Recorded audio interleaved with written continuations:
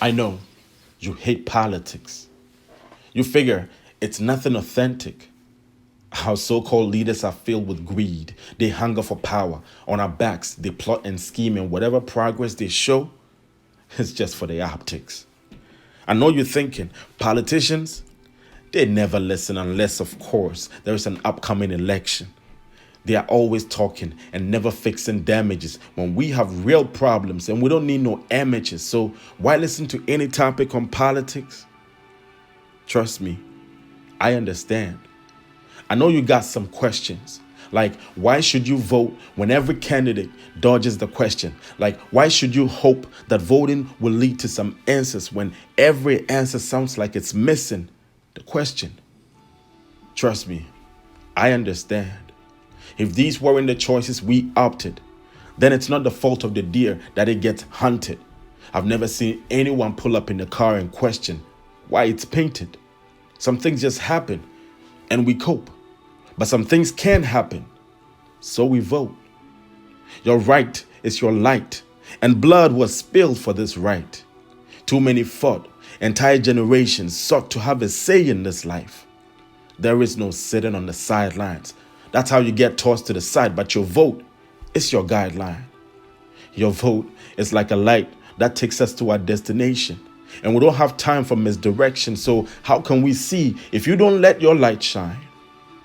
Too much is at stake. And it's great to have hope, but it's time to do your part. Now get out and vote.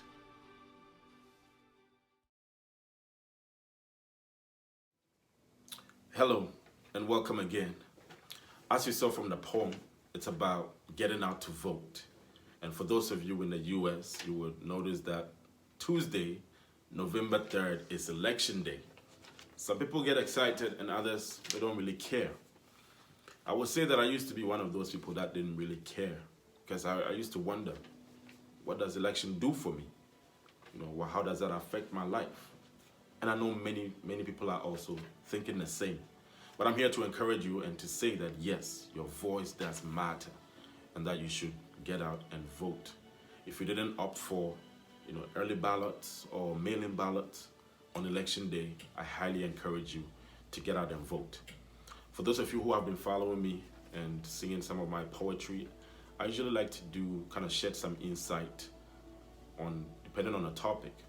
And today, since we are talking about why you should get out and vote or why voting is important, I want to provide 3 insights as to why you should go out and vote.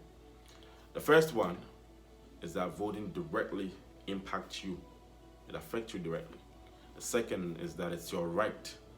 And third, it affects your loved ones. It affects your children. So let's get right into it. How does voting directly affect you? I know most of us, when we think about elections, we are only looking at the national, the presidential elections. But you have to think also, we have local elections. And these are actually the ones that affect you the most. Your taxes, your healthcare, transportation, housing, businesses, business taxes. These are very significant. If you're an entrepreneur, or if you have, children at school, or if you trying to acquire a certain license, these types of elections will affect you directly. So wouldn't you want to know who is representing you in these topics? That affect you on a day-to-day basis. If you're a single mother and you need assistance, whether it's housing, whether it's supplemental food, whatever it is. Now, when I talk about how it affects you, I'm not promoting, the ideals of any political party, but I want you to think about what that means for you and what the candidate represent mean for you specifically. And so if you can consider that, then you don't necessarily care about the things that are important for you, based on what the candidate reflects and their interests, their ideals, and their values should align with what it is that you want. And when you vote for candidates that reflect your interests and your desires, it gives you some satisfaction.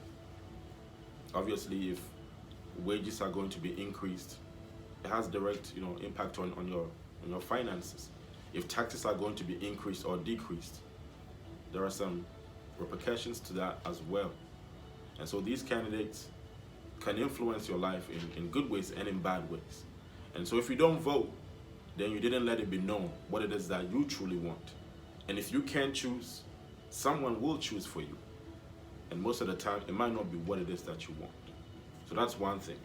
If voting directly impacts your life, it impacts, mass transportation systems, like I mentioned, with housing, with taxes, with new initiatives, depending on the area that you live in. So yeah, we think about, presidential elections, and yes, it does affect us as well. They make broad decisions. They are responsible for the budget and how much money they put in different initiatives. But it's not about just that. You have to also be in tune with your local elections as well to look at which candidate truly supports what it is that you want. The second is that voting is your right. It's your legal right. And to think about it, people fought and died for the right to vote. Women's right, minority right, and so on and so forth. People literally died to have the right to vote. So why is it that now that you have that freedom and the right and the civic duty to do that, you don't want to do it? And sometimes it's not even just about you voting. It's about standing together with other people who also believe in your ideals and believe in your interest, and voting with them. It shows solidarity. It shows support. And so voting is your right that you don't necessarily want to get rid of it. What if they told you right now that they singled you out specifically and said that you can no longer vote? Will you be okay with it? And it's funny how when you take something away from people, they fight for it. Then they get it, and it's like, we don't really care. So voting is your right. It will be in your interest to utilize it. And third, voting affects your children, your loved ones, your mothers, your fathers, your uncles.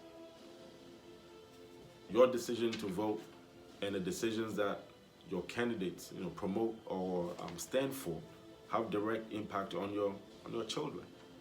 Think about school district, think about district reallocation, how money is spent in different initiatives. That impacts your children. That does impact your family. So it's not just about you. If something that can benefit your children doesn't go right for them, guess what? You will feel that direct impact as well. If the money that was supposed to go into their school district or their educational district, gets taken out, it affects you. Now you have to make different adjustments with finding new schools or finding a different. Basically, you have to make it work. So in short, these types of elections does affect you as well, and affect your loved ones. You can't take them for granted. I know you would think about it like it's just one vote. What difference does it make? And when you look at the grand scheme of things, yes, it makes some sense. You might think it doesn't make, but you don't know if it was your ballot that was going to break a tie. You don't know that.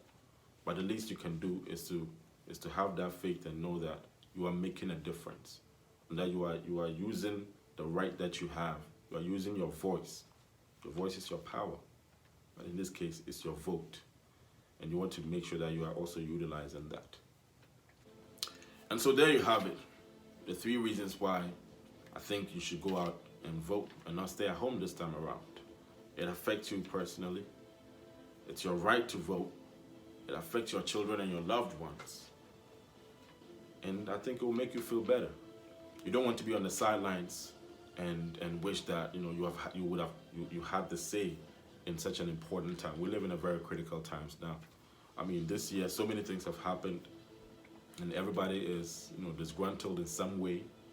And this is the right time for you to show that you are following the news, so that you are following your instinct, you are following your values, and look at who aligns with your values and who represents the things that you want to see implemented that benefits everybody. So this is not a time to sit on the sidelines and think that it doesn't affect you, because it does. Now, if you are wondering how should I vote, where do I go, there are a lot of resources. Start with Google. Start with the city that you live in, the county that you live in. Go to the county website. There are lots of information. Or go to iwillvote.com or vote.org. They have so many different resources that, you know, it's impossible not to know what to do. But start with vote.org, iwillvote.com. These are two different websites that provide so many different resources. It doesn't matter what state you live in. They'll tell you, you know, where you can drop off your ballots, elections, you know, polling stations that you can go vote. And of course, I hope that you would have registered to vote by now, because if you didn't register to vote, then it doesn't matter. But hopefully, the next time, you know, next time around, you would have registered to vote, and you would have, you know, been able to successfully vote. So there you have it. Thank you so much for watching my video.